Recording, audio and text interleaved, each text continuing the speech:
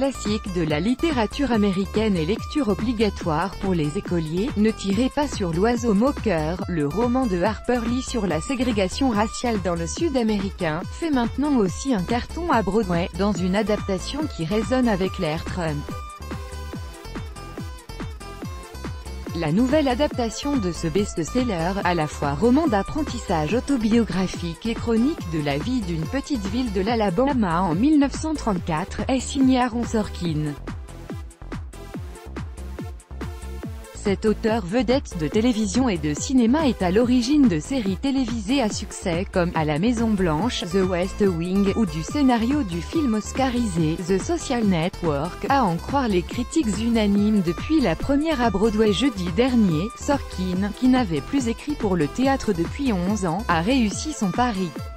Et le public suit, accourant voir la mise en scène de Bartlett Sher, vainqueur en 2016 du Tony, de la meilleure pièce de Broadway pour Oslo, sur les pourparlers israélo-palestiniens.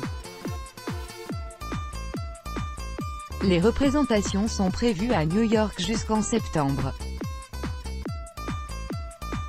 Les premières ont été accueillies dans l'enthousiasme, et le théâtre Schubert, fort de 1400 places, affiche complet pour plusieurs mois. Mission suicide. Dans une tribune publiée dans le magazine New York, Sorkin a expliqué la difficulté qu'il a éprouvée à écrire cette adaptation. Une mission suicide, selon lui, tant le texte occupe une place sacrée dans la littérature américaine. Ne tirez pas sur l'oiseau moqueur était d'autant plus délicat à réinventer qu'il a été adapté dès 1962 au cinéma, avec Gregory Peck récompensé de l'Oscar du meilleur acteur pour son interprétation devenue culte d'Atticus Finch. Ce personnage père veuf de la jeune narratrice et avocat commis d'office à la défense d'un noir, est accusé à tort d'avoir violé une jeune blanche. Le premier jet de Sorkin, très fidèle au livre, était horrible, de l'aveu même de l'écrivain. Comme un album reprenant les plus grands succès d'une vedette, joué par un orchestre de second rang, reconnaît-il. Alors Sorkin est reparti de zéro et a tout chamboulé, au risque de se fâcher avec les héritiers de Harper Lee, morte en 2016. Ceux-ci ont attaqué en justice les auteurs de l'adaptation, avant de conclure un accord à l'amiable.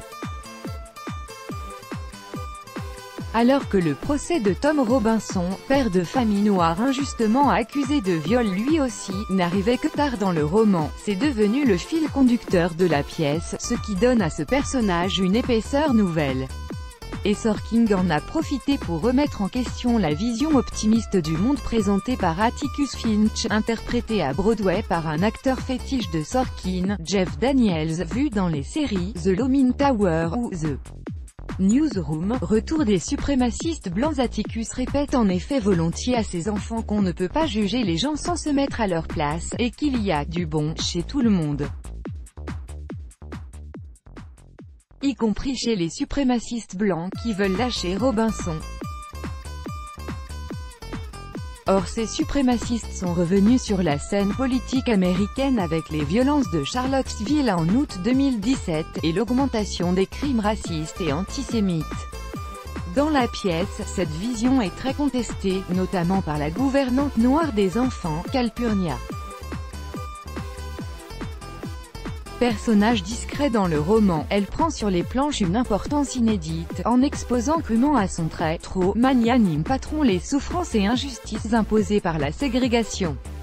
Atticus est prévenu, quand l'horreur vient dîner, elle vient habillée exactement comme un chrétien, s'entend-il dire, et sous les applaudissements redoublés d'un public qui salue la référence à la montée actuelle d'une extrême droite fondamentaliste. Pour l'acteur Jebenga Akinagbe, qui interprète Tom Robinson, la pièce est plus pertinente que jamais, les changements dont nous avons besoin en tant que nation sont encore loin, a-t-il indiqué à l'AFP.